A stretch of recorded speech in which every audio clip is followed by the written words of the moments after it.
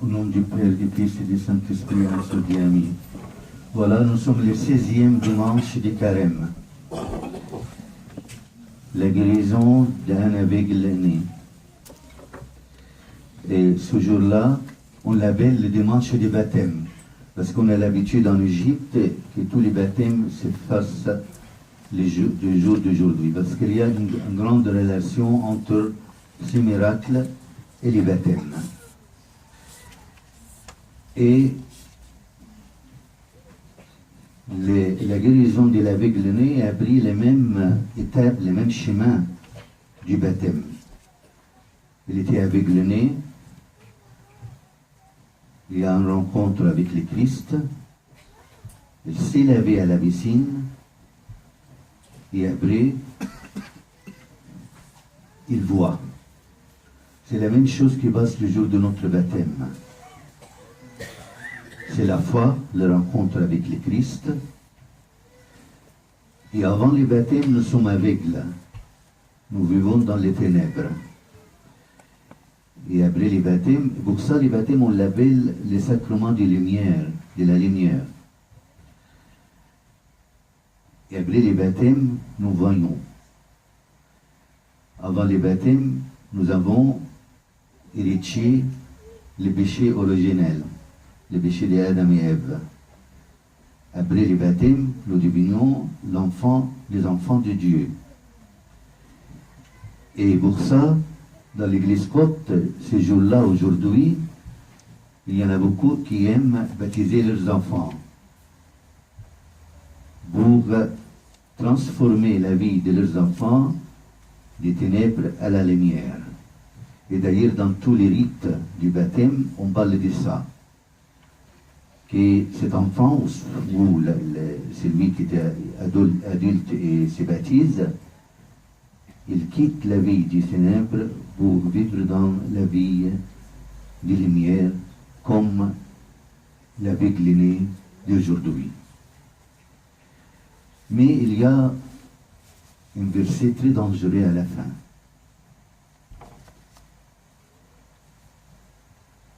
Si vous étiez aveugle, vous n'auriez pas de péché. Mais à présent, vous dites, nous voyons, votre péché demeure. Alors, c'est très important de comprendre ces versets. Parce que parmi nous aussi, il y a des aveugles. Des aveugles qui ont besoin d'une rencontre avec le Christ. Des aveugles malgré qu'ils étaient baptisés déjà. Mais ils sont sous-estimés leur baptême. Il y a des gens qui ne voient pas la vérité, c'est des gens aveugles. Nombreux ceux qui oppriment les autres, oubliant que Dieu rend justice aux opprimés. Et beaucoup qui témoignent des mauvais témoignages. Et Dieu a dit, tu ne porteras pas de faux témoignages. Il y a des aveugles aussi qui ne voient pas les devoirs, soit envers la famille, soit à travers l'Église, ou même avec les autres autour d'eux. Et ces gens spécialement, ils voient toujours leurs droits. Ils oublient leurs devoirs, mais ils voient toujours leurs droits. C'est des gens aussi aveugles qui voient que leurs droits en oubliant leurs devoirs. Aussi, il y a des aveugles qui ne voient pas les méfaits, les mal. Il y a beaucoup qui ne voient pas les mal qu'ils causent à leur propre corps. Ceux qui utilisent la drogue ou l'alcool. Et il dit, ne savez-vous que vous êtes un temple de Dieu? Si quelqu'un détruit le temple de Dieu, celui-là, Dieu le détruira.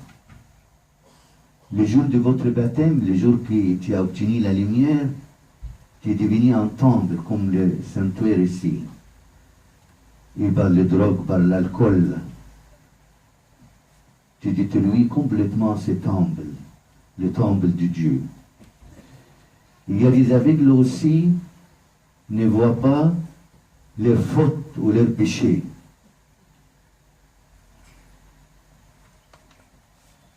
Et c'est les gens qui croyaient toujours qu'ils sont parfaits. Personne n'est parfait. Il n'y a que le Christ, notre Dieu et le Seigneur. Nous sommes tous pécheurs. Nous avons tous besoin de la confession. Et pour ça, il y a des gens qui ne voient pas leurs propres péchés, mais ils voient toujours les péchés des autres. C'est des gens aussi aveugles. Les plus durs qu'il y a des aveugles par rapport aux autres. Les gens orgueillés, c'est des gens aveugles. Ils ont des yeux, et peut-être ils ont baptisé, ils avaient la lumière, mais malgré ça, ils ont resté toujours aveugles, parce que c'est l'orgueil. Il dit, l'urgence procède la ruine.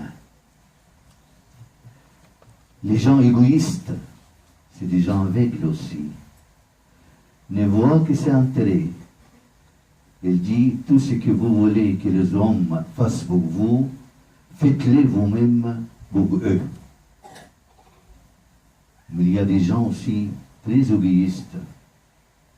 Et ça, des gens aussi aveugles, qui ne voient pas que leurs intérêts. Il y a des gens apathiques envers les autres, oubliant le commandement, réjouissez-vous avec eux dans la joie, pleurez avec qui pleure. Alors, il y a des autres aveugles qui ne voient pas Dieu. C'est les gens athées, qui ne veulent pas connaître qu'il y a Dieu. Et on entend la Bible qui nous dit, les cieux racontent la gloire de Dieu et l'œuvre de ses mains, le firmament l'annonce. Il y a des autres aveugles qui ne voient pas la mort. Ils croyaient qu'ils sont éternels. Comme les riches, l'homme riche, insensé, que le Seigneur lui dit, cette nuit même, on va te demander ton âme.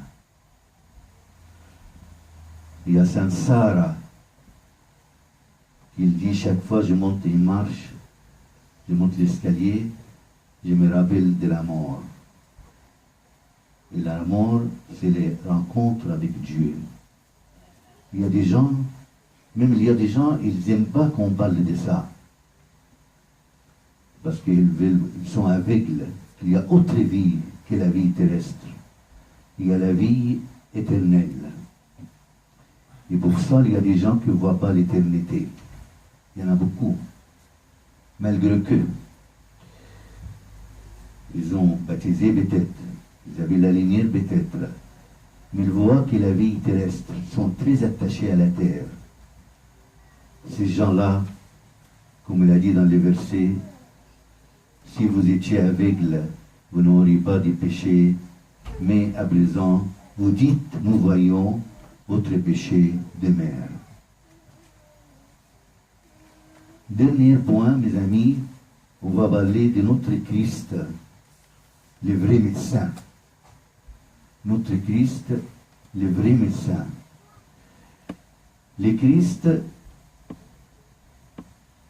fait la même chose comme un médecin dans notre vie. Le médecin examine l'homme malade ou l'être humain malade, et le Christ aussi examine nos maladies, nos péchés, maladies des âmes et du corps. Les médecins prescrivent des médicaments correspondant aux maladies. Le Christ donne à chacun son médicament. selon son état et son besoin. Le Christ donne les médicaments exacts à notre maladie. Les médecins n'ont aucun dégoût des malades, mais il est doux avec les malades, bien sûr. Le Christ aussi aime les pécheurs, aime les malades. Il est venu pour les malades. Il n'aime pas les péchés, mais aime les pécheurs. Il n'aime pas la maladie spirituelle, mais aime celui qui est malade spirituellement. Il a donné sa vie pour ça. Notre vrai médecin, le Christ. Les médecins aussi attendent les souffrances des malades, qui n'ont pas honte de se mettre à poil devant les médecins. Le Christ aussi attend nos souffrances. On doit venir se mettre à poil devant le Christ de nos péchés, confesser tous nos péchés, sans honte, parce qu'il est là pour ça.